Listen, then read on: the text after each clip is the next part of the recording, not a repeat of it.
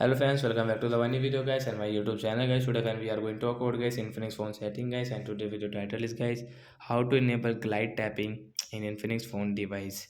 Friends, you don't know what is glide tapping and guys how to use in Infinix mobile. So guys today friends I will show you, then guys you can easily use your glide tapping and guys you can enable your glide tapping. So how to enable, first of all open your phone setting. After on phone setting guys you can see this type of setting. So friends you will have to on guys your phone keyboard setting.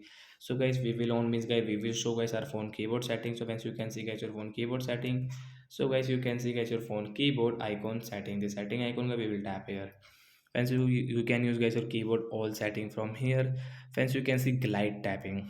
First of all guys you can see the notification glide tapping. So how to use guys, you can say input a word by sliding through the letters. So guys, we will enable. After enable guys come back, and friends how can you use, suppose guys you want to write here guys I am fine, like, so guys I will like I sorry guys, we will search here guys again.